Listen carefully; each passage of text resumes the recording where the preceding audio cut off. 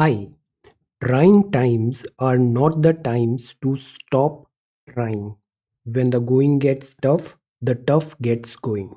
Today is 9th of March 2021. Let us have a quick discussion of all these important topics. Yesterday rapid GK questions के answers हैं। Maulana Abul Kalam Azad ji first minister of education थे जिनको मिला था Bharat Ratna award. Geetanjali book का नाम है जिसके लिए रविंद्रनाथ टैगोर जी को नोबेल प्राइज मिला था 1913 में। हिल्टन यंग कमीशन आया था और इसकी रिकमेंडेशन से बना था reserve bank of India. Chipko movement से एसोसिएटेड हैं Sundarlal Bahuguna ji. Operation flood movement है जो रिलेटेड है विद प्रोडक्ट मिल्क। मेघालय में मिलते हैं ये लिविंग रूट ब्रिजेस। आज के सवाल है French. French is one of the official language of which union territory. किस यूनियन टेरिटोरी में फ्रेंच एक ऑफिशियल लैंग्वेज है। Longest railway platform in India is located at, पहले दूसरा प्लेटफॉर्म था, इसमें अभी रिवीजन हुआ है। Which city of India is also known as orange city of India. Orange city of India, citrus fruits. Pandwani belongs to which state, किस राज्य का ये फोकलोर है। Which year is declared as the international year of peace and trust by United Nations General Assembly. And which book is the sequel of epic Silappatikaram this Sangam literature. So these are 6 questions for today. आज की vocabulary है contours. Contours मतलब है कि वो एक outline है, shape है या फॉर्म है। Contours of foreign policy, N outline, shape और फॉर्म। रेटोरिक, रेटोरिक का मतलब होता है वो लैंग्वेज है, इस टाइप का लैंग्वेज या स्पीच है that is design to have a persuasive or impressive effect but which is often regarded as lacking in sincerity or meaningful content. Sincerity and meaningful content नहीं होगा but वो बहुत persuasive और impressive लगेगी. That type of speech and language is called rhetoric. Dictate, that is order और decree है imposed by someone in power without popular consent, कि higher officials का this dictate like that. Conciliation, इसका मतलब है appeasement, action of stopping someone being angry, अब वहां पे थोड़ा समझौता हो रहा है। टॉल ऑर्डर, टॉल ऑर्डर है मतलब something that is very difficult, वो बहुत मुश्किल काम है, that's a tall order. So these are some vocabulary words. If you come across any other important word, write down that word along with its meaning in the comment section down below. आज के topics हैं supreme court seeks states views on 50% cap on quota. We'll get to know about this article 342A. Then this is per capita income formula. आज हम समझते हैं कि ये जो नेशनल इनकम होती है किसी भी कंट्री स्टेट का, वो कैसे डिटरमाइन होता है। Contours of the end game in Afghanistan, this is masterpiece, the cost of peace. Afghanistan को ग्रेवयार्ड क्यों बोलते हैं। Pursuing the American dream with this work from home नहीं, work from anywhere. This is ensuring trust in the electoral process. आज इस electoral bonds को समझेंगे हम। देन गवर्नमेंट स्कूल्स, आंगनवाड़ी, पानी का प्रॉब्लम है। Bajrang Punia, rank 1 again. Iran slips, record volume of oil. China और ईरान के बीच में बढ़ते closer ties, this is ISRO। और अभी एक नया टर्म आ रहा है that is retail 4.0, Novak Djokovic. आज हिंदी में हम देखते हैं भारत के राष्ट्रपति, और ये सीसेट के कुछ क्वेश्चंस हैं और सवाल है। So we are going to talk about all these important topics in next about 35 to 40 minute. Our reference material is this the Hindu and this is Indian Express, both are Delhi edition. See, जब हम किसी भी काम की शुरुआत करते हैं ना, फर्स्ट ऑफ ऑल हमें उस वर्क से फैमिलराइज होना चाहिए। If you are a beginner in this civil services preparation, तो बिगिनर का सबसे बड़ा डायलेमा होता है कि नोट्स बनाए या नहीं बनाए, कितना टाइम नोट्स बनाने में हम लगाएं। सी, अगर आप बिगिनर हैं तो आपको नोट्स बनाने में बहुत ज़्यादा टाइम वेस्ट नहीं करना चाहिए, बिकॉज शुरुआत में हमें पता नहीं होता है क्या पढ़ना है, क्या नहीं पढ़ना है, क्या लिखना है, क्या नहीं लिखना है। तो we end up writing so many things which are not required at times, और फिर इसका रिफाइनमेंट भी होता है बाद में चल के। तो first of all learn about exam के बारे में समझिए। सिलेबस सबसे पहले देखिए, प्रीवियस ईयर क्वेश्चन पेपर देखिए। ये बेसिक्स है, ये आपने स्कूल लेवल में पढ़ लिया है, ज्योग्राफी, पॉलिटी, इकोनॉमिक्स, हिस्ट्री। तो क्या आपका स्कूल रेडी है? स्कूल में आपने ये, यू आर एक्सपेक्टेड कि आपको ज्योग्राफी, पॉलिटी, इकोनॉमिक्स, हिस्ट्री आती है school level. Prepare NCERTs first, और न्यूज़पेपर रोज फॉलो करना है। न्यूज़पेपर इतना इंपॉर्टेंट क्यों है ये मैं कल बताऊंगा। So first of all familiarise होइए, अपना होमवर्क करिए, देन उसके बाद फिर आगे बढ़िए कि नोट्स कैसे बनाना है, क्लासेस कौन सी लेनी है, ऑप्शनल क्या सब्जेक्ट चूज करने। But first of all prepare this foundation, geography, polity, economics, history and this current affairs. Study mode पे आइए, देन फिर आप नोट्स एंड ऑल स्टार्ट करिए। Okay, now let us come back to newspaper.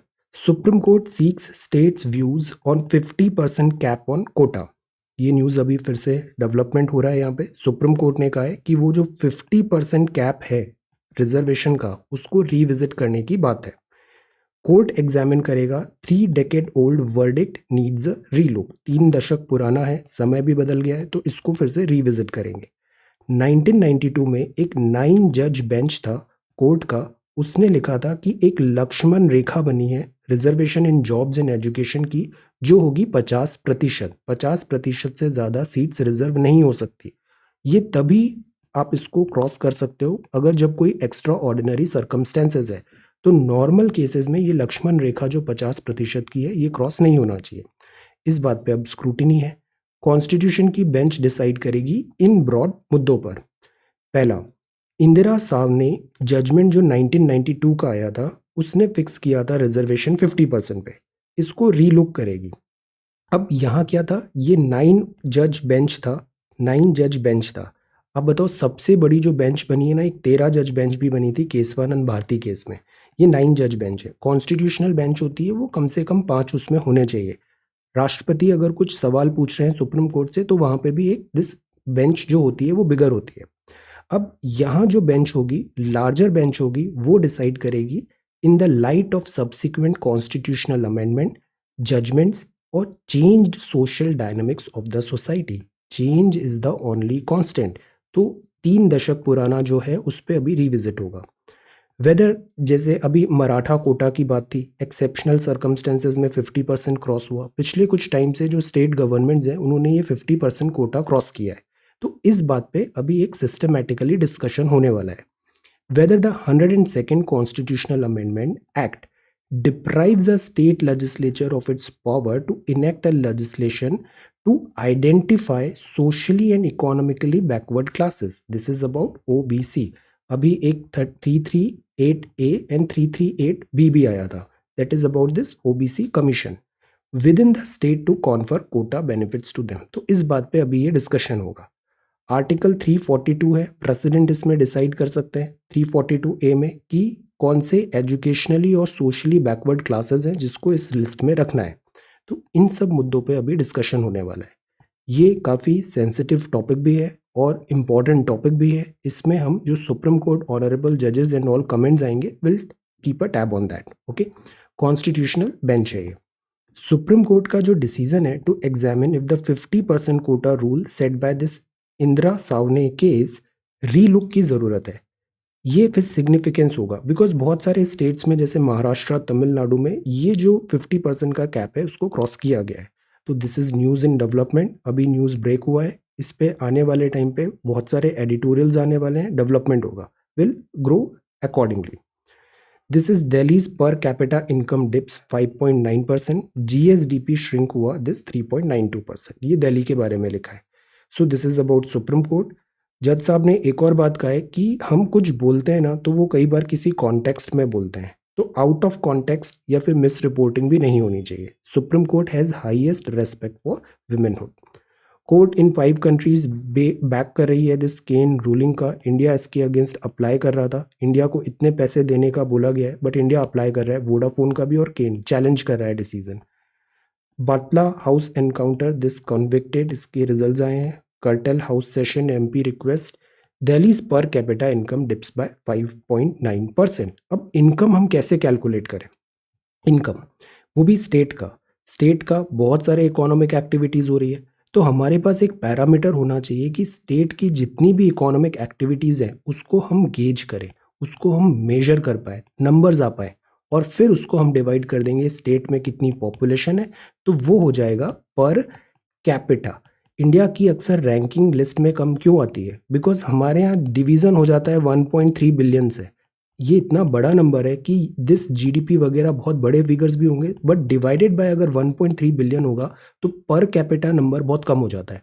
ये पर capita income का formula है, total income of area upon total population. अब इसके ना अलग अलग तरीके होते हैं। जैसे हमने एनसीईआरटी में माइक्रो मैक्रो जो बुक्स है उसमें हमने पढ़ा डिफरेंट पैरामीटर्स क्या हैं इनकम कैलकुलेशन के। काफ़ी अच्छी बुक्स है दोनों एनसीईआरटीज। अब according to Simon Kuznets, national income can be calculated by 3 method. एक होती है प्रोडक्ट, दूसरी इनकम, तीसरी कंजम्पशन। प्रोडक्ट मेथड मतलब होता है net value of final goods and services कितना हुआ, प्रोड्यूस कितना हुआ ड्यूरिंग अ ईयर, वो हम फाइंड करेंगे। उससे फिर हम पर कैपिटा में डिवाइडेड बाय पॉपुलेशन कर देंगे तो वो पर कैपिटा आ जाएगा। तो प्रोडक्ट मेथड आया, ये मतलब कितना आपने गुड्स एंड सर्विसेज कितने वैल्यू का साल भर में बनाया। दूसरा होता है इनकम, मतलब वहाँ के जो लोग हैं उनकी इनकम कितनी हुई, टोटल इनकम फाइंड कर लेंगे लोगों का, पॉपुलेशन से डिवाइड कर देंगे तो पर कैपिटा आ जाएगा। तो ये प्रोडक्ट मेथड हुआ, ये इनकम मेथड हुआ। एक और होता है कंजम्पशन, खर्चा कितना किया। अब खर्चा उतना ही होगा जितना कमाया होगा, तो खर्चा ये है कि इनकम उससे हम इनडायरेक्टली गेज कर लेंगे कि एक्सपेंडिचर मेथड कितना हुआ। तो प्रोडक्ट मेथड, इनकम मेथड और कंजम्पशन मेथड, ये 3 मेथड होती है। अगर हमें यहाँ पे कंजम्पशन एक्सपेंडिचर के बेसिस में देखें तो नेशनल इनकम का ये फॉर्मूला आ सकता है, C plus I plus G plus X minus M. NCERT में लिखा है सी मतलब total consumption expenditure, total consumption में कितना खर्चा हुआ, कंजम्पशन कंज्यूम कितना किया।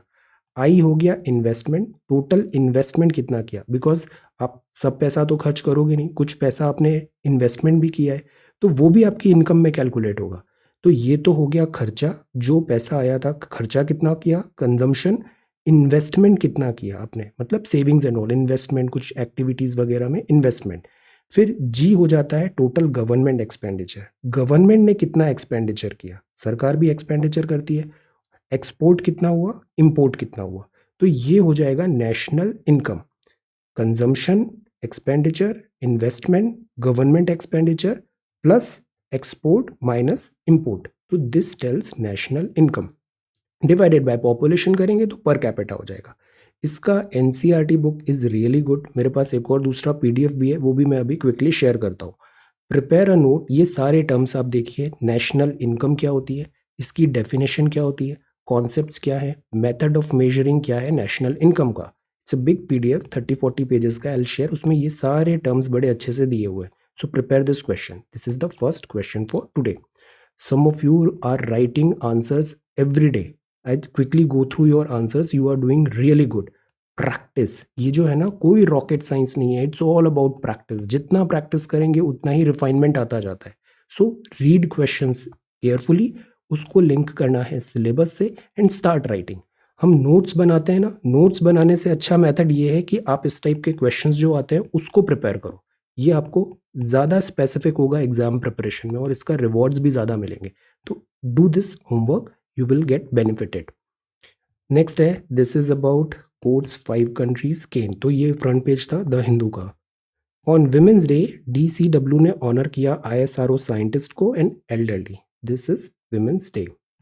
देन यूनिवर्सिटी कैंपस स्कफल, और ये पेज नंबर 2 है। ये पेज नंबर 3 है। दिल्ली का पर कैपिटा है, रेट ऑफ ग्रोथ है, education one of the best performing department था, सिटी की इकोनॉमी 4% इंक्रीज हुआ है number of vehicles on road. Is this a good thing और अ बैड थिंग? व्हीकल्स अगर बढ़ रहे हैं मतलब इकोनॉमी अच्छा कर रही है, बट अगर बहुत ज़्यादा व्हीकल्स आ रहे हैं तो ये दो चीज़ बताता है। एक तो पब्लिक ट्रांसपोर्टेशन हम प्रॉपरली दे नहीं पा रहे हैं, बिकॉज वी एनकरेज कि लोग ज़्यादा से ज़्यादा पब्लिक ट्रांसपोर्टेशन में जाए, मेट्रो यूज़ करें, बसेस यूज़ करें, इंडिविजुअल व्हीकल को हम डिस्करेज करते हैं। और पेट्रोल की प्राइस भी बढ़ रही है, एनवायरमेंटल पॉल्यूशन भी होता है। सो एक एंगल ये भी है।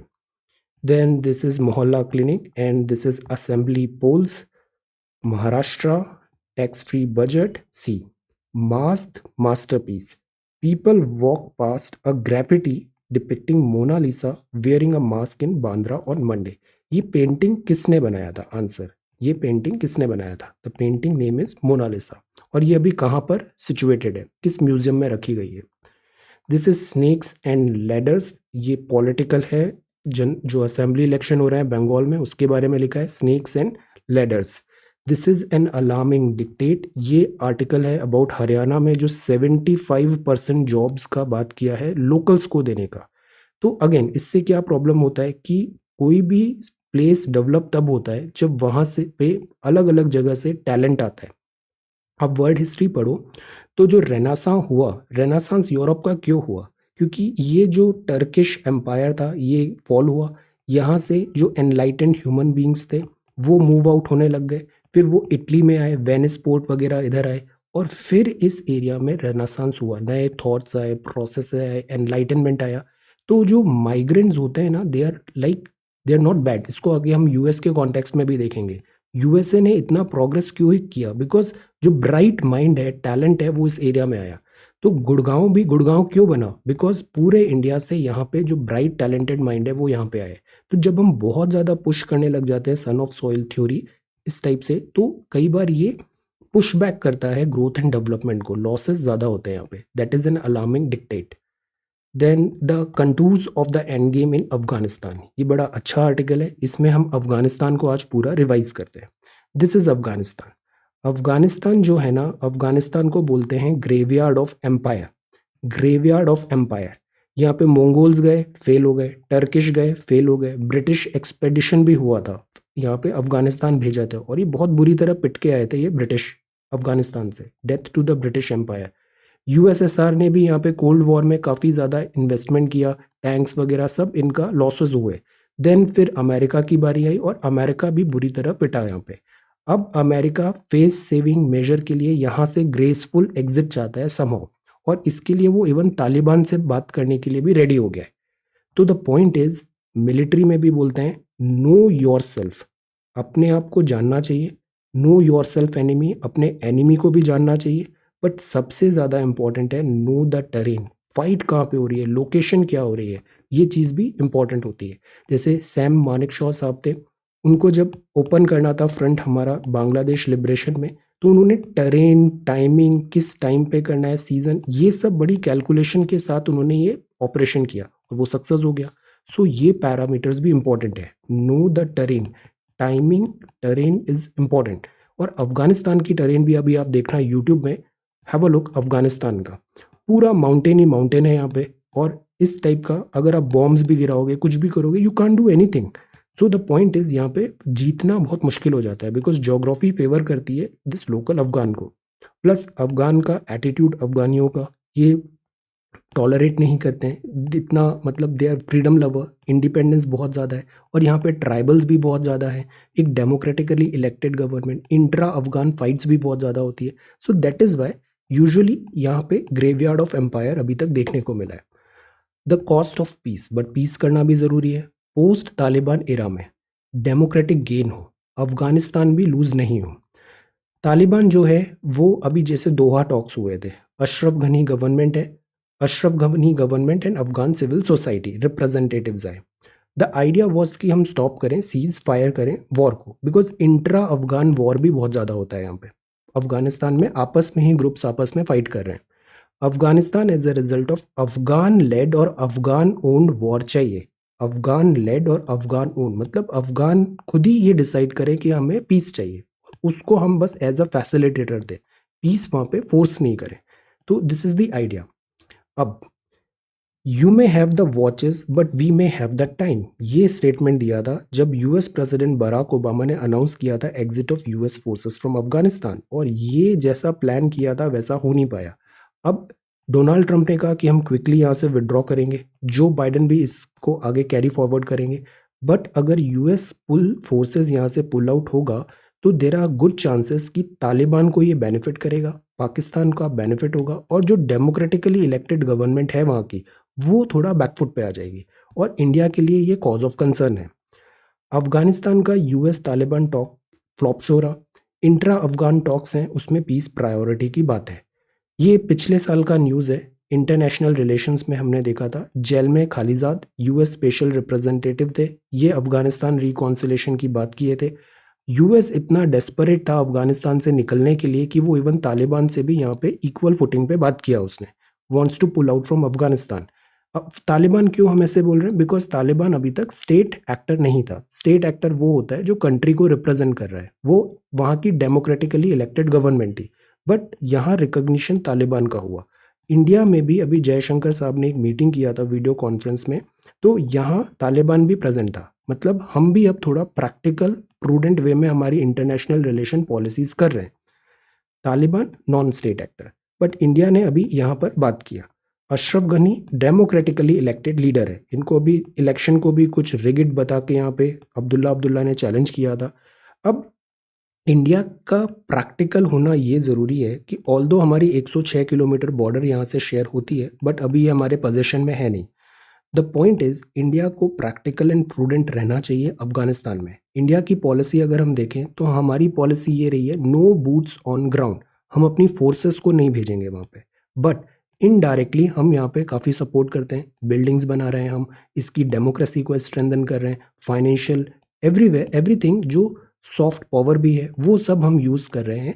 Accept this boots on ground we are providing everything to Pakistan, to Afghanistan. और इसमें पाकिस्तान क्यों इंपॉर्टेंट हो जाता है? बिकॉज पाकिस्तान की ज्योग्राफी, अफगानिस्तान में अगर एंटर करना है तो पाकिस्तान के अलावा कोई रास्ता है नहीं जिससे वो क्विकली यहाँ पे अफगानिस्तान में रिसोर्सेज एक्सेस कर पाए। यूएस को पुल आउट करना है तो अगेन उसको पाकिस्तान पे डिपेंडेंट है। दैट इज वाई पाकिस्तान का वैल्यू इतना बढ़ जाता है जोग्राफिकल दिस आईआर में। ये जो अफगानिस्तान है, अब इधर रशिया है, तो पहले यूएसएसआर था, बड़ा था, तो रशिया और इधर से पाकिस्तान को प्रॉक्सी बना के यूएस ने कोल्ड वॉर का यहाँ पे टैक्टिक हुआ, और जिसके बर्न अभी तक अफगानी पीपल आर हैविंग, झेल रहे हैं वो। So this is the point, ये एक टाइप ऑफ बैटल ग्राउंड बन गया वर्ल्ड पावर्स का, अपना डोमिनेंस, प्रॉक्सी वॉर्स होती गई, डिफरेंट ग्रुप्स होते गए। अब they are trying to find this solution. तो this is towards the end game in Afghanistan. इसमें सबसे इंपॉर्टेंट जो बात है वो है कि जो भी चीज़ होनी चाहिए वो अफगान लेड होनी चाहिए। अफगान खुद बोले, अफगान ओन होनी चाहिए, पीपल का से, and this is important. Despite this की वर्ड वहाँ पे अपने जो डिसीजन है वो थोप रहा है, this should not be there. और इंडिया का भी एक्टिव इन्वॉल्वमेंट होना चाहिए। अब यूएसए की जो पॉलिसी थी, तो अभी जो ब्लिंकन है उसका स्टेटमेंट था कि इंडिया को वहाँ पे टेबल पे नहीं इन्वाइट किया। यूएस ने इन्वाइट किया, रशिया ने इन्वाइट नहीं किया। अंडर यूएन ऑस्पाइसेस में यूएस, इंडिया, रशिया, पाक, चाइना, ईरान मस्ट मीट, ये बोला ब्लिंकन ने घानी को, Ashraf Ghani. US, India, Russia, पाक, मतलब इंडिया का भी से रहेगा अफगानिस्तान में ये जो डेवलपमेंट्स हो रहे हैं। वेर इज इंडियन एक्सप्रेस में दिया है कि Russia kept India out, US brings Delhi to talk to tables for Afghan peace deal. अब ये भी एक न्यूज़ है, लेट अस सी इसमें अभी क्या डेवलपमेंट होते हैं। हम जो गवर्नमेंट लाइन्स हैं उसको फॉलो करेंगे। Ministry of external affairs, pursuing the American dream with work from home, ये आर्टिकल भी अच्छा है। वर्क फ्रॉम होम, अभी एक टाइम आया था जब यूएस में, यूएस लैंड ऑफ माइग्रेंट है, यूएस नया कॉन्टिनेंट भी है। यूएसए जो है, मतलब जो अमेरिका है, इसका डिस्कवरी किसने किया था? आंसर, और जो अमेरिकन कॉन्टिनेंट का, और अमेरिका, जो नाम अमेरिका पड़ा, ये किसके नाम पे पड़ा है? अमेरिका। अब नाउ सी, ये है यूएसए, लैंड ऑफ माइग्रेंट्स है, ये यूएसए है। यूएसए में अटलांटिक, इधर यूरोप से लोग आके बसने लग गए, फिर कुछ टाइम बाद वो इधर गए पैसिफिक तरफ, और इस तरीके से पूरा यूरोप दिस अमेरिका बन गया। 13 कॉलोनीज बनी, फिर यहाँ पे सिविल वॉर हुआ, इस तरीके से फाइनली फिर एक यूनाइटेड स्टेट्स ऑफ अमेरिका बन गया। ये लैंड ऑफ माइग्रेंट्स है। अब डोनाल्ड ट्रंप आए, इकोनॉमी हार्डशिप्स आई, तो उन्होंने कहा हम वीज़ा पॉलिसी स्ट्रिक्ट कर देंगे, इंडियंस स्पेशली आ जाते हैं और वो अमेरिकन का जॉब दे छीन लेते हैं उनसे, ऐसा वहाँ पे एक माहौल बना। अब बाइडेन की पॉलिसी है कि हम ईज करें माइग्रेंट्स में भी। जो इंडियंस आते हैं, look at their contribution, they have contributed so much in building this present United States of America. सो जो टैलेंट होता है उसको अट्रैक्ट करना चाहिए। बाइडेन की पॉलिसी इसी स्टेप में आगे बढ़नी चाहिए। अब जो इनिशियल जो थ्रस्ट मिल रहा है वो ये है कि जैसे हायर एजुकेशन है, स्टेम है, इसको प्रमोट होगा। हायर इनकम जो है, स्पेशलाइज्ड जो वर्क फोर्स है, उसको एनकरेज करेंगे ये अमेरिका आने के लिए। बाइडेन की पॉलिसी इनिशियल्स है, लेट अस सी। बट अब एक नया चीज़ ये आ गया है कि वर्क फ्रॉम एनीवेयर। कोविड-19 हो गया, कोविड-19 में हमने टेक्नोलॉजी में एडवांसमेंट्स किए। पहले हमें जो काम 5 साल लगना था डिजिटल आने में, अभी वो विद इन 1 ईयर हम वो डिजिटल लेवल अचीव कर लिया है।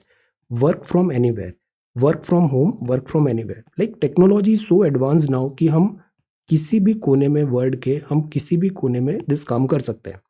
तो companies of all sizes and in all kinds of industries are embracing work from anywhere. India में टाटा कंसल्टेंसी सर्विसेज काफ़ी बड़ी कंपनी है, ये भी रोल आउट निकाला इसने 25-25 रिमोट वर्क मॉडल। इसके भी मैक्सिमम जो एम्प्लॉयज़ हैं वो वर्क फ्रॉम होम ही कर रहे हैं। 25% ऑफ द वर्क फोर्स रहेगी फिजिकल ऑफिस में किसी वन टाइम पे, और वर्कर्स जो होंगे वो ऑफिस में भी जो घंटे हैं ना 25% ऑफ देयर वर्किंग आवर्स ही देना है, बाकी वो वर्क फ्रॉम एनीवेयर हो सकता है। The idea is location independent, location independent, it doesn't matter in which part of the world you are living, you can work from anywhere, location independent. अब इसमें ज़रूरी है कि मेंटोरशिप हो, रेगुलेटरी फ्रेमवर्क हो, वरना कई बार वर्क फ्रॉम होम में वर्क जो लेबर लॉज हैं वो कॉम्प्रोमाइज़ हो जाते हैं। जो एम्प्लॉयज़ हैं उनको 15-15 घंटे काम करना पड़ जाता है, तो रेगुलेटरी फ्रेमवर्क होना चाहिए ट्रांजिशन को स्मूदन आउट करने के लिए। Pursuing the American dream with WFA, तो ये जो वीज़ाज़ वगैरह जो है इश्यूज़, अगर वर्क फ्रॉम एनीवेयर एनकरेज होगा तो ये प्रॉब्लम ही नहीं आएगा। America anywhere you can work. Then this is the next one, ये है about insuring trust in electoral process. आज हम देखते हैं इलेक्टोरल प्रोसेस का। जो लक्ष्मीकांत बुक है उसमें इलेक्टोरल रिफॉर्म्स का चैप्टर बहुत अच्छा है, सारे रिफॉर्म्स उसने सिस्टमेटिकली दिए हैं।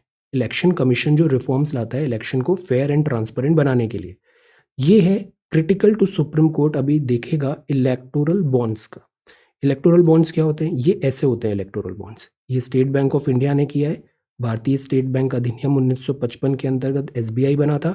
ये इलेक्टोरल बॉन्ड्स हैं। ये ऐसा डेट ऑफ इशू लिखा है इसमें, 15 दिन तक वैध है, और ये वैल्यू ऑफ इंस्ट्रूमेंट 1000 रुपये। अब देखिए इसमें किसी का नाम नहीं लिखा है, कुछ नहीं लिखा है, तो एनोनिमस होना इसमें ईजी हो जाता है।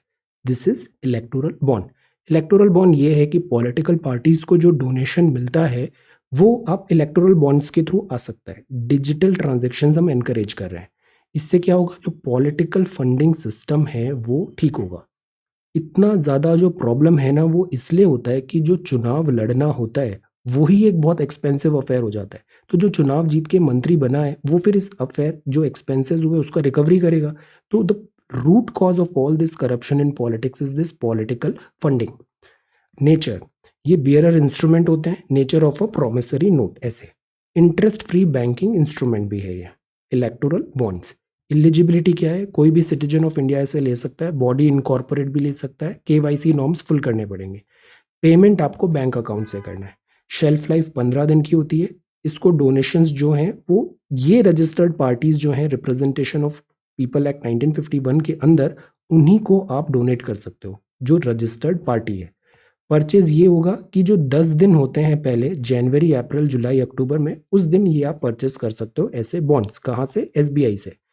परचेज होगा 1000, 10,000, 1 लाख, इस टाइप से इनके हैं, और ये SBI के जो स्पेसिफाइड ब्रांचेज है वहीं से आप इलेक्टोरल बॉन्ड्स ले सकते हैं। तो ये क्या हुए इलेक्टोरल बॉन्ड्स, ये इसका नेचर है, प्रोमिसरी नोट की तरह है, एलिजिबिलिटी है, लाइफ स्पान 15 दिन है, पीरियड ऑफ परचेज 10 दिन, जनवरी, अप्रैल, जुलाई, अक्टूबर के पहले 10 दिन, और ये इसके डिनोमिनेशंस है।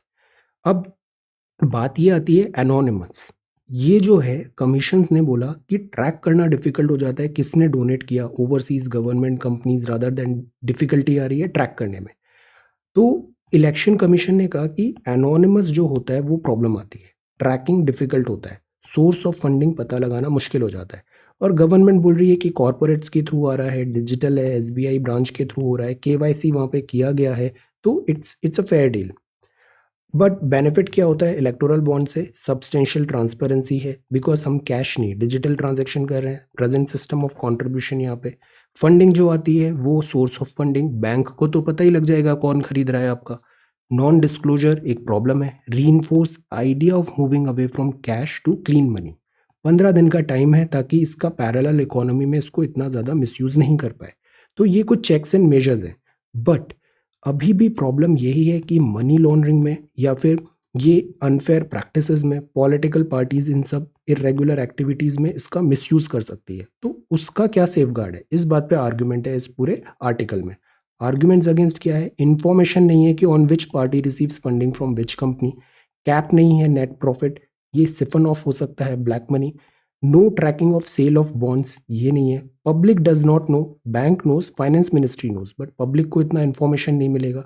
रूलिंग पार्टी जो है ये उसको फेवर करेगा बिकॉज गवर्नमेंट के सारा डेटा रूलिंग पार्टी पे आ रहा है, तो वो फेवर करेगा, उसको पता लग जाएगा who donated who funds. Amendment in Income Tax Act, party does not need to file this for IT returns. Amendment in RPA, no single donation level data has to be shared by the party. So there are certain anonymity है और certain loopholes हैं जिसका misuse possible है। इस बात पे यहाँ पे सुप्रीम कोर्ट में arguments चल रहे हैं। So right now we got to know about this electoral bonds. Let us wait, इस पे एक और follow up article हम देखेंगे। This is cow and conciliation, this is in pursuit of power. Chinese जो लीडर्स हैं एम्बिशियस, चाइना बहुत ambitious country है और दिस इज अगेन इंडिया को को काउंटर करना चाहिए, इंडिया को स्ट्रेंथ अपनी मेंटेन रखना चाहिए। Telangana border, this is Karnataka budget, this is man animal attack, man eater tiger, animal tract sacred grooves में चला गया। ये कर्नाटका की बात है, कोडागू डिस्ट्रिक्ट में। केरला में इतने वैक्सीन हो रहे हैं कोवैक्सीन के। Half of the government schools anganwadi have tap water. एक जल जीवन मिशन भी है हमारा, टैप वाटर सप्लाई देना है हमें। आंगनवाड़ी है ना, वहाँ पे पानी की शॉर्टेज है, सिवियर शॉर्टेज है। और जो बच्चे होते हैं वो अक्सर हम उनको बताते हैं गुड हैबिट्स की, हाथ धो के खाना खाना है एट्सेट्रा, बट अगर वाटर शॉर्टेज है तो उससे उनकी जो हेल्थ है, हाइजीन मेंटेन नहीं होता है और हेल्थ इम्पैक्ट होती है, स्टंटिंग वगैरह, वेस्टिंग वगैरह होती है। ये ज़्यादा ससेप्टेबल है वाटर बॉर्न डिसीजेस के। When there is also a need of repeated washing of hands and precautionary measures during the pandemic, और उस टाइम पे पानी नहीं है, आंगनवाड़ी यहाँ पे सफ़र कर रहा है। Tell some water borne diseases क्या होती है? Answer water borne diseases. Iran slips record volume of oil into China, taps Asian clients. अब सी, ईरान जो है इस पे सैंक्शंस लगाया यूएसए ने, बट चाइना इस सैंक्शंस को डिफाई करता है। अभी इरकॉन जो था, इंडियन रेलवेज जो बना रही थी रेल लाइन, उससे ईरान ने इंडिया को अलग कर दिया था। और कुछ ही दिन बाद बहुत बड़ा ह्यूज इन्वेस्टमेंट चाइना यहाँ पे करता है ईरान में, जैसे श्रीलंका में भी कर रहा है। तो Iran slips record volume of oil into China, और ईरान ना अपना ऑयल सस्ते में देने के लिए भी रेडी है, बिकॉज ईरान के पास यूएस सैंक्शंस है, उसको एनी हाउ मनी चाहिए, एंड चाइना के पास सरप्लस मनी है, एंड चाइना ओपनली डिफाई भी कर रहा है, चैलेंज भी कर रहा है यूएसए को। तो this is happening, Iran and China के बीच में बढ़ते टाइज हैं। Then this is Uttarakhand, this is about supreme court evokes extension of limitation time and will handle national security projects. अभी कुछ ही दिन पहले हमने इस पर टॉपिक प्रिपेयर किया था, NSIL, newly formed new space India limited. New space India limited ये क्या है? कमर्शियल आर्म है ISRO का। इसने अभी अमेजोनिया सैटेलाइट भी लॉन्च किया। अब सी, ISRO जो होगा ना, थोड़ा डिफ्रेंशिएट करने की बात है। जो मेन ISRO का जॉब होगा वो होगा गवर्नमेंट नेशनल सिक्योरिटी एक्टिविटी के लिए, और जो अलाइड काम है जैसे कमर्शियल एक्टिविटी वगैरह, उसके लिए ये NSIL देखेगा, सैटेलाइट लॉन्चिंग। जो कमर्शियल दूसरे कंट्रीज का, प्राइवेट प्लेयर्स का, वो NSIL देखेगा। जो सिक्योरिटी कंट्री का है, जैसे मार्स मिशन वगैरह हो गए, मून मिशन, ये सब ISRO अपने अंदर रखेगा। ये डिफ्रेंशिएट कर रहे हैं वर्क को। कोविड के केसेस बढ़ रहे हैं। 5 थीम्स हैं for 75th year celebration of freedom. This is important, 75 years हो रहे हैं। Freedom struggle, idea, achievement, action वगैरह हम यहाँ पे देखेंगे। पैनल है रेल पैसेंजर का फेयर बढ़ाने का। इंडिया में रेल पैसेंजर का फेयर ऑलरेडी सब्सिडाइज होता है, और एक वर्ड यहाँ पे यूज होता है क्रॉस सब्सिडी। मतलब जो फ्रेट है, फ्रेट में ज़्यादा किराया बढ़ा देते हैं माल ढुलाई का, और उधर से जो ज़्यादा किराया आ रहा है उससे कंपनसेट होने लग जाता है दिस पैसेंजर सर्विसेज का किराया। इसको काफ़ी कम किया जाता है, सो दैट जो पीपल है, ट्रैवलर्स हैं, उस पर बर्डन नहीं आए। बट अगर बहुत कम हो जाता है तो ये अनवायबल है। दैट इज़ वाई फेयर्स का regulation this up is at times required. इसमें कमिटीज़ ने भी सजेशंस दिए थे। Fare of passenger rail. JEE का स्कोर आया 100 इतने बच्चों का आया, very good. This is Iran denies link, और खाप है DAC अभी कर रहा है defence acquisition council. Defence acquisition council अभी आर्म, ड्रोन, सबमरीन्स वगैरह लेने की बात है। प्रोजेक्ट 75I सबमरीन्स हैं, इसमें 6 एडवांस सबमरीन्स है। ये नवंबर में आई थिंक बहुत डिटेल में पढ़ा था जब ये डिटेल्स आए थे प्रोजेक्ट 75I के। DAC बनी, डिफेंस एक्विजिशन काउंसिल। तो ये हाई एंड्योरेंस के ड्रोन्स लेना है, एयरफोर्स को अपग्रेड करना है, डॉक्स एंड ऑल, ये बात चल रही है, drones and submarine. Grab the word by the joystick, a not too stylized gaming microphone, caffeine. और ये है Hong Kong, Hong Kong poll reform. Hong Kong की चीफ है leader Carrie lamb.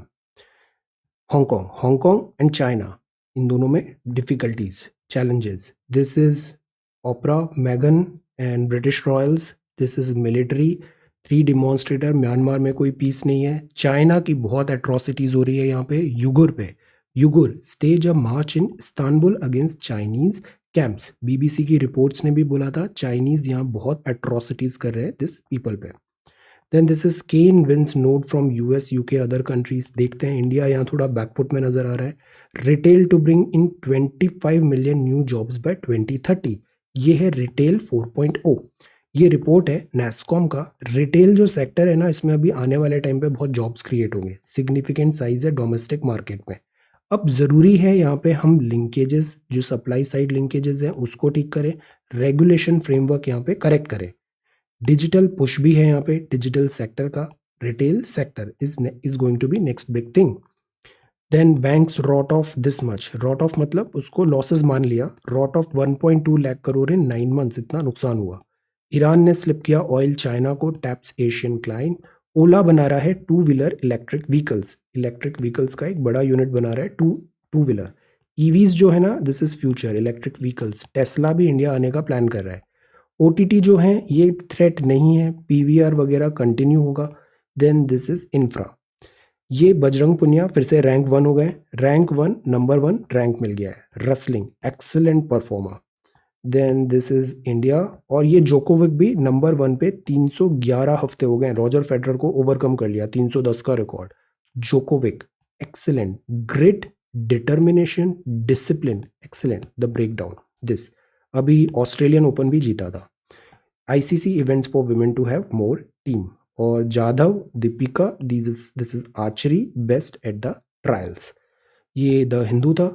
And Russia में दिस न्यूज़ है यूएस अफगान टॉक्स का. Journalism research curb रहेगा OCI पे ओवरसीज सिटीजन्स ऑफ इंडिया.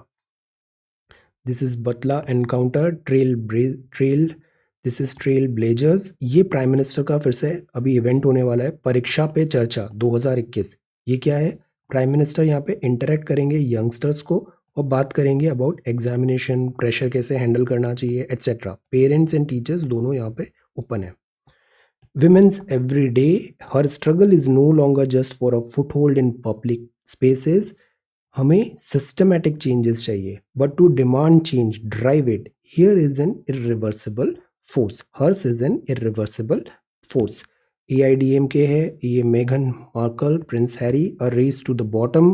और this is about word is her stage. Pandemic, public spaces must be reclaimed for both men and women. Despite the daughters. ये India US relationship पे take है. India जो है ना अब वो वेल पोजिशनड है. स्ट्रेंथ अब ज़्यादा है. आज से 20-30 ईयर्स नहीं. इंडिया जो अभी का इंडिया है दैट्स अ वेरी स्ट्रॉन्ग. और हमारा इतना जो डेमोक्रेसी है, नंबर्स हैं, लोग हैं, टेक्नोलॉजी के वर्ड में ये लोग बड़े पावरफुल है. तो इंडिया का अभी बैकफुट नहीं है when it comes to US के साथ बायलैटरल रिलेशंस. और इसी को हमें कैश इन करना चाहिए. Getting the bank balance right. Law of overreach. ये 102nd अमेंडमेंट है. Special power to NCBC. Okay this is about. इस पे अभी सुप्रीम कोर्ट के डिसीजंस आएंगे, डिस्कशंस होगा. ये है show protesters. This is USC. अभी सऊदी पे अटैक हुआ. हमने अभी थोड़े दिन पहले ही पढ़ा था ये क्राइसिस. साना यमन क्राइसिस. सऊदी पे अटैक हुआ. बैक बाय दिस ऐसा अजम्पशन है कि ईरान का है. लेट अस सी. यूएस कमिट ने फिर किया कि सऊदी को जो डिफेंस है उसके लिए यूएस कमिटेड है.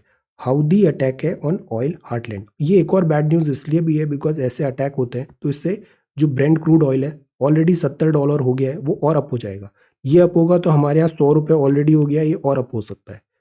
Revisiting the quota template. This is medicine covid के लिए. सी ये 70 बैरल हो गया है.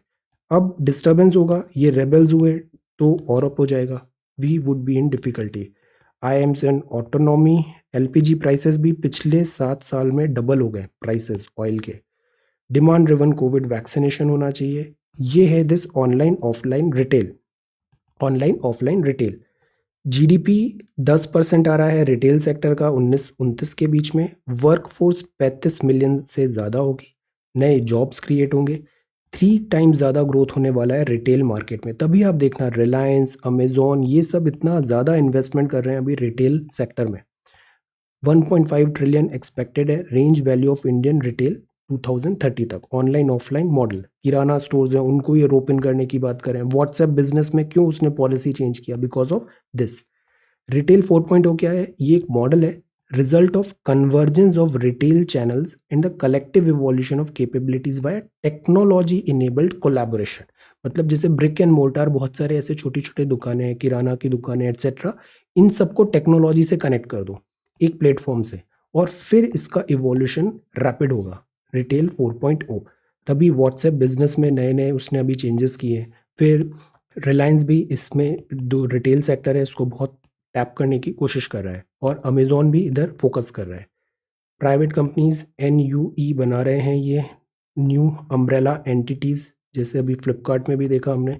No data is permanently anonymize. Anonymize मतलब डेटा है बट वो किसका डेटा है हमें नहीं पता, तो परमानेंटली ऐसा नहीं होता है, बाद में वो आइडेंटिफाई हो जाता है, which is the cause of worry privacy के लिए। तो ये इंडियन एक्सप्रेस था। अब हम देखते हैं हिंदी में भारत के राष्ट्रपति। हमारे प्रथम राष्ट्रपति थे डॉक्टर राजेंद्र प्रसाद। आपने 2 बार राष्ट्रपति का टर्म दिया है, 1950, 52 में, 1962 तक, ट्वाइस। डॉक्टर राजेंद्र प्रसाद प्रथम राष्ट्रपति। फिर डॉक्टर सर्वपल्ली राधाकृष्णन, ये 2 बार उपराष्ट्रपति रहे थे, फिर ये बनेंगे राष्ट्रपति 62 to 67। Excellent scholar doctor Zakir Hussain 67 to 69। फिर वराहगिरी वेंकट गिरी जी थे, फिर 1969 to 1969। फिर ये जस्टिस थे मोहम्मद हिदायतुल्लाह जी, न्यायमूर्ति चीफ जस्टिस, ये कार्यवाहक थे 69 to 69। फिर वराहगिरी वेंकट गिरी प्रॉपर टर्म उनको मिलेगा 69 to 74। फिर फखरुद्दीन अली अहमद साहब 74 to 77। फिर BD जत्ती साहब 77 to 77। फिर नीलम संजीव रेड्डी जी बनेंगे 77 to 82 में। इसके बाद आएंगे ज्ञानी जेल सिंह जी 82 to 87। 1910 वेंकट रमन जी आएंगे 87 to 92। 92 5-5 साल का होता है प्रेसिडेंट का इलेक्शन। शंकर दयाल शर्मा जी आएंगे 92 to 97। प्रेसिडेंट का जो इलेक्शन होता है तो क्या इसमें नॉमिनेटेड मेंबर अपना वोट डाल सकते हैं? प्रेसिडेंट का जब इम्पीचमेंट होता है तो क्या इसमें नॉमिनेटेड मेंबर अपना वोट डाल सकते हैं? आंसर। देन फिर KR नारायण जी आएंगे 97 to 2002। फिर डॉक्टर APJ अब्दुल कलाम जी आएंगे, अवर फेवरेट, 2002 to 2007। फिर प्रतिभा देवी सिंह पाटिल जी आएंगी, फर्स्ट विमेन 2007 to 2012। फिर प्रणब मुखर्जी साहब आएंगे 2012 to 2017। और अभी प्रेजेंटली हैं श्री रामनाथ कोविंद जी 2017 से अभी तक। तो ये हैं भारत के राष्ट्रपति। ये भी हमें पता होना चाहिए, प्रधानमंत्री, राष्ट्रपति, राष्ट्रपति, प्रधानमंत्री। ये सवाल है कल के। कंपाउंड इंटरेस्ट था पहला सवाल, अमाउंट दिया हुआ है, अमाउंट कितना हो जाएगा? कंपाउंड इंटरेस्ट इतना है तो अमाउंट कितना होता है? Principal plus compound interest. तो अमाउंट कितना हो गया? ये आपको कंपाउंड इंटरेस्ट दिया है दिस मच पे प्रिंसिपल पे, कंपाउंड इंटरेस्ट 4347 है, तो अमाउंट कितना हो गया दोनों का टोटल? अब टाइम अज्यूम करते हैं T साल है, तो this P 1 + R/100 T is equal to this much amount. तो ये हो जाएगा 107 पावर T दिस। ये जब भी ऐसे सवाल आते हैं ना, फुल चांसेस है कि कुछ ना कुछ वहाँ पे पैटर्न होता है। कैलकुलेशन बहुत ज़्यादा टफ नहीं होता है, एक पैटर्न होता है, you have to find out that pattern. जिससे ये नंबर आया, ये नंबर आप देखना 107/100 के पावर 2 हो गया है, इसको सॉल्व नहीं करना पड़ेगा आपको ज़्यादा। एक पैटर्न यूजुअली होता है ना, डिज़ाइन ही ऐसा होता है वो, अदरवाइज सॉल्व बहुत डिफिकल्ट हो जाता है कैलकुलेशन। तो यहाँ आपने इसको भी स्क्वायर कर दो, दोनों को कैंसिल करो तो T इज इक्वल टू 2 आ जाएगा, तो टाइम इज 2 ईयर्स। ये सेकेंड सवाल था। सम ऑफ मनी अगर P है तो पहले 3 में, मैंने जो PDF शेयर किया है ना वहाँ पे 3 लिखा है, उसको 6 कर लीजिएगा, दिस इज 6, क्योंकि पहले 3 साल है फिर 6 साल है। P 1 + R/100 power 3 is this, 1 + R/100/6, 6 साल के लिए ये है। अब इधर भी एक पैटर्न देखिए आप, इसको अपन इससे डिवाइड कर देते हैं तो क्या बचेगा? P कैंसिल, 1 + R/100 पावर 3 बचेगा और उसका वैल्यू आ जाएगा। अब ये वैल्यू आ गया, इस वैल्यू को इधर डाल देते हैं तो P इज इक्वल टू 4460 आ जाएगा। This is the way. अब यहाँ पे आपको देना था 2 साल 4 महीने, तो इसको तो पहले ईयर्स में कन्वर्ट करते हैं। 2 साल तो पूरे पूरे हो गए और बाकी कितना बचा? 4 महीने। 4 महीने मतलब 4/12 मतलब 1/3 साल।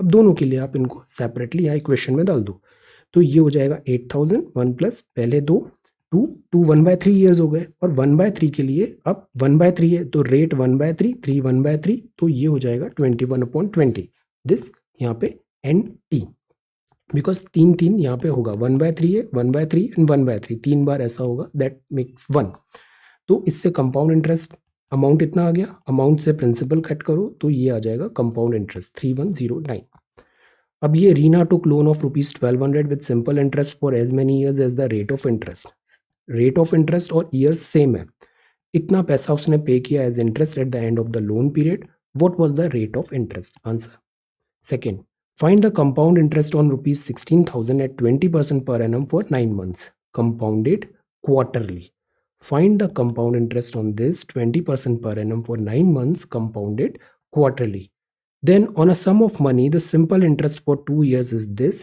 while the compound interest is this the rate of interest being the same in both the cases तो rate of interest क्या होगा answer this question this is question number 3 सो ये 3 सवाल हैं आज के लिए ये सॉल्यूशंस थे ये राष्ट्रपति की लिस्ट है this is about China online offline and electoral bond इस पे भी प्रिपेयर करना है I share one PDF as well electoral bonds this is dream work from anywhere this is Afghanistan और नेशनल इनकम आज इकोनॉमी का ये रिवाइज करना है NCERT भी बड़ा अच्छा दिया है यहाँ पे उसको एक बार पढ़िए so this is 9th of March 2021 thank you so much for watching this video take care study well and be safe